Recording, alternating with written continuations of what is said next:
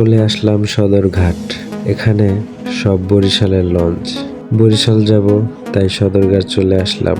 খালার বাড়ি বেড়ানো হবে, আবার দেখাও হবে। বরিশালের মানুষ নাকি লঞ্চের পাছা ধরে যায়, দেখবো বরিশালের মানুষ কিভাবে যায়। আসুন দেখি। বাহির থেকে লঞ্চগুলো খুবই সুন্দর লাগে, দেখতেই পাচ্ছেন।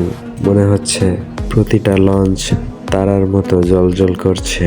চলেন দেখি ভিতরের অবস্থা।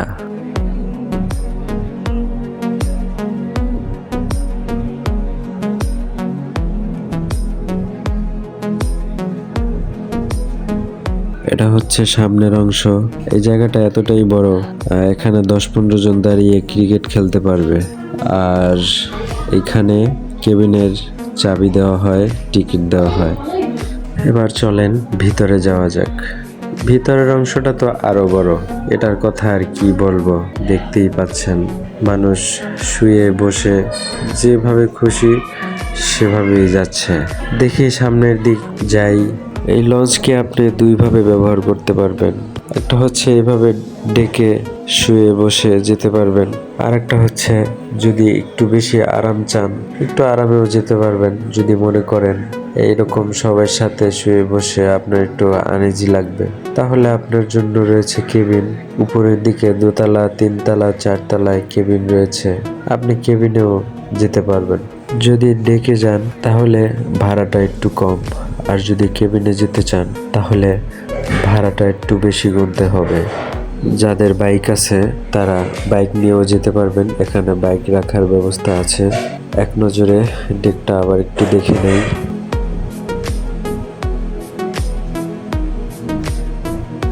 আচ্ছা চলেন এবার একটু দোতলায় উঠি।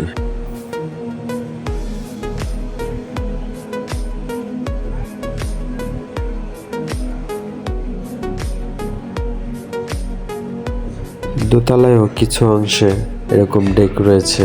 এটা হচ্ছে পিছনের অংশ। এই অংশটাও দেখতে খুবই সুন্দর। লঞ্চটা একটু ফাঁকা ফাঁকা রয়েছে, কারণ লঞ্চটা পিকনিকে গিয়েছিল, তাই ঘাটে আসতে একটু লেট হয়েছে, এই জন্য একটু ফাঁকা ফাঁকা।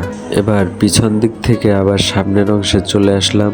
এখান থেকে আরো একটা সিঁড়ি আছে উপরে ওঠার জন্য। চলুন এখানে সৌন্দর্যটা দেখি। এটা হচ্ছে সামনের অংশের 2তলা। ওহ, লাইটিং গুলো এত সুন্দর ভাবে করা হয়েছে, চোখ জুড়িয়ে যাওয়ার মতো।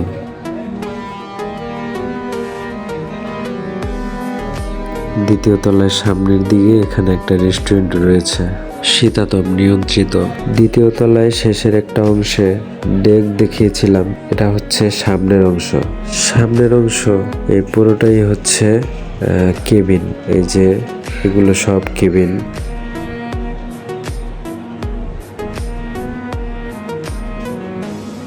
পাশে আর একটি লঞ্চ দেখা যাচ্ছে, ওইটাও এটার মতো সুন্দর। সামনের লোকটা মনে হচ্ছে হাঁটতে একটু কষ্ট হইতেছে, পেটটা একটু বড়। সমস্যা নাই, ওনার পিছনে পিছনে যাচ্ছি আমি। এই হচ্ছে পাশের আরেকটি লঞ্চ, এটাও এটার মতোই সুন্দর।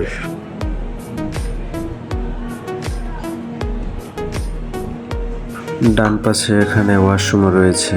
চলেন আর একটু পিছনে যাই। পিছনে গেলে এখানে ভিআইপি জোন দেখা যাচ্ছে।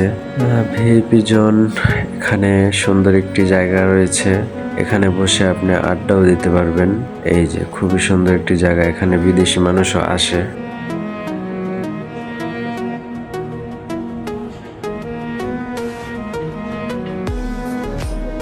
যেই পথটা দিয়ে হাঁটাহাঁটি করতেছি, এই যে খালি দেখতেছেন, ঈদের সময় এই জায়গাটুকু থাকে না, সবকিছু ফিল আপ হয়ে যায়। যখন মানুষ ডেক খালি পায় না, কেবিন খালি পায় না, তখন এই সব জায়গায়ও মানুষ চাদর বিছিয়ে বসে পড়ে। এটাও একটি টয়লেট। এখানে একটি টয়লেট না, এখানে রয়েছে অনেকগুলো টয়লেট। ওই পাশে এক পাশে হচ্ছে মহিলা টয়লেট, আর এক পাশে পুরুষ টয়লেট। এবার চলেন যাওয়া যাক তৃতীয় তলায়। তৃতীয় তলায় সিঁড়ির পাশে একটি ছোট্ট দোকানও রয়েছে। আবার এই বিদেশি লোকটি সবাইকে জিজ্ঞেস করছে লঞ্চ কখন ছাড়বে। এতক্ষণ প্রথম তলা, দ্বিতীয় তলা যে সৌন্দর্যটা উপভোগ করছি, ঠিক একই সৌন্দর্য আমরা তৃতীয় তলায়ও দেখতে পাবো। একটি খাবারের মেনু দেখা যাচ্ছে, উপরে লেখা আছে এম খান স্বাদ। এটি হচ্ছে লঞ্চের নাম। আর এখানে কি কি খাবার পেতে পারেন সেটাও দেওয়া আছে। এখন আছি তৃতীয় তলায় মাঝের অংশে। এদিকে যতটুকু দেখতে পাচ্ছেন সব কেবিন, এই পাশেও পুরোটাই কেবিন। তৃতীয় তলা প্রথম থেকে শেষ পর্যন্ত পুরোটাই কেবিন। কেবিনের মধ্যেও রয়েছে অনেকগুলো কোয়ালিটি। এখানে সর্বনিম্ন হচ্ছে 1000 টাকা থেকে 13, 14, 15,000 টাকা পর্যন্ত কেবিন রয়েছে। আপনি যখন নিজের জন্য একটু আরাম খুঁজবেন বা আপনার প্রিয় মানুষকে যখন নিয়ে আসবেন, সেটা হতে পারে আপনার বাবা মা, স্ত্রী, তাদের একটু আরামে নেওয়ার জন্য আপনারা কেবিনের ব্যবহার করতে পারেন, কিন্তু কোনো দুষ্টু চিন্তা করা যাবে না। এখন আছি তৃতীয় তলায় সামনের অংশে। প্রথম, দ্বিতীয়, তৃতীয় সৌন্দর্য একই রকম, খুবই সুন্দর, কোনোটা থেকে কোনোটা কম না। চলেন দেখি এবার চতুর্থ তলায় যাওয়া যাক। এই যে আমরা এখন আছি তৃতীয় তলায়। তৃতীয় তলা 2 কেবিনের মাঝে এই জায়গাটি।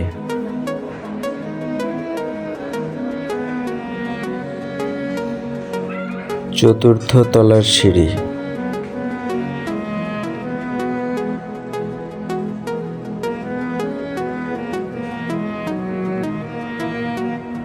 চতুর্থ তলায়ও দেখতে পাবেন পুরোটাই কেবিন।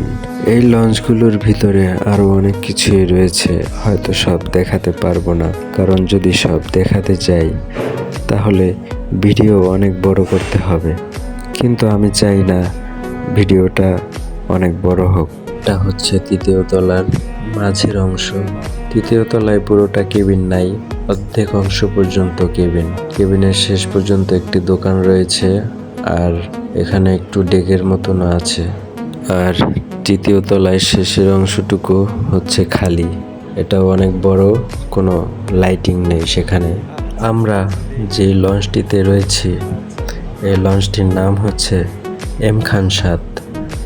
পাশে আরেকটি লঞ্চ দেখতে পাচ্ছেন, এই লঞ্চটিও অনেক সুন্দর। এই লঞ্চটির নাম পারাবাত 12। ওই লঞ্চটিও যদি আপনাদেরকে ঘুরে দেখাই, সৌন্দর্য কোনোটার থেকে কোনোটা কম না। পিছন দিক থেকে ডান পাশে ছিলাম, এখন একটু বাঁ পাশে যাওয়া যাক।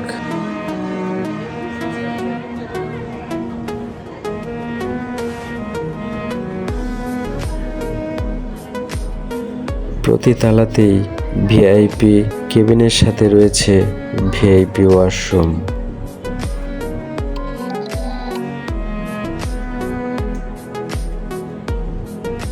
একটু আগে পাশে যে লঞ্চটি দেখিয়েছিলাম পারাবাত 12, সেই লঞ্চটি এখন ছেড়ে যাচ্ছে। এখন আবার তৃতীয় তলায় সামনের অংশে চলে আসলাম। তো এখন আমাদের লঞ্চও ছেড়ে দেওয়ার প্রস্তুতি নিচ্ছে, তাই একটু সামনে চলে আসলাম। দেখি লঞ্চ যখন ছাড়ে তখন ছাড়ার দৃশ্যটা কিরকম। ওই যে দেখতে পাচ্ছেন লঞ্চের যেই রশি, সেটা খুলে দিচ্ছে, আমাদের লঞ্চটাও ছেড়ে দেওয়ার প্রস্তুতি নিচ্ছে।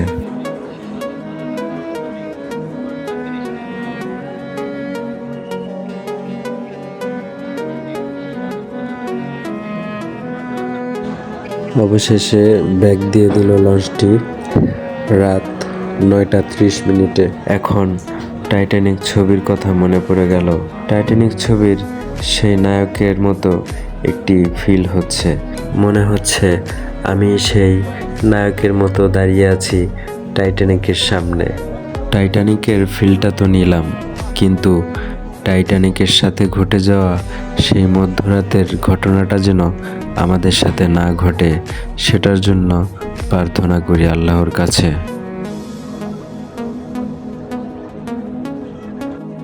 এবার একটু আমার আমিকে দেখি। আমাকে দেখতে তো ভালো না, কিন্তু আমার সাথে পরিবেশটাকে একটু উপভোগ করি। ব্যাগ দিয়ে মোটামুটি ঘাট থেকে অনেক দূরে চলে আসলাম। এখন লঞ্চটি স্টার্ট দিবে গন্তব্যের উদ্দেশ্যে। যাত্রাটি শুরু করলাম 9:30। আমরা গিয়ে পৌঁছাবো ভোর 4টা বা 5টা। 7-8 ঘন্টার একটি জার্নি। অনেক তো ঘুরলাম, এখন খাবার খাওয়ার পালা। রাতের খাবার তো খেতে হবে। এই হোটেলটা হচ্ছে নিচতলার একদম পিছনের অংশে, একটি হোটেল, এটাও খুব সুন্দর। আমি খাবারের জন্য নিয়েছি ইলিশ মাছ ভাজি, ভাত আর ডাল চচ্চড়ি। খাবার খেয়ে দেখি খাবারের কি অবস্থা। আলহামদুলিল্লাহ, খাবার খুবই ফ্রেশ দেখা যাচ্ছে এবং খেতেও খুবই সুস্বাদু। খাবার ভালোই হয়েছে আলহামদুলিল্লাহ। খাবার শেষে আবার একটু উপরে চলে আসলাম। এখানে দেখা যাচ্ছে পোস্তগোলা ব্রিজ। তো সবশেষে যেটা বলবো, আপনার জার্নিটা যদি হয় গাড়ির, তাহলে আপনি গাড়িতে যত সময় থাকবেন একটা বিরক্ত মনে হয় যে গাড়ি থেকে কখন নামবো। আর জার্নিটা যদি হয় লঞ্চের, আপনার কাছে বিরক্ত মনে হবে না। আপনি যখন খুশি তখন হাঁটাচলা করতে পারবেন, খাওয়া দাওয়া করতে পারবেন, নামাজ পড়তে পারবেন। তবে একটা মজার বিষয় কি জানেন, বরিশালের মানুষ যে একটা রাজকীয় ভাব নিয়ে তাদের দেশে যায়, বরিশাল যায়, এরকম অন্য অন্য জেলার মানুষ যেতে পারে না। বরিশালের মানুষ নাকি লঞ্চের পাছা ধরে যায়, কিন্তু এক সবচেয়ে দুঃখের বিষয় হচ্ছে এখানে এসে কাউকেই দেখলাম না লঞ্চের পাছা ধরে যেতে।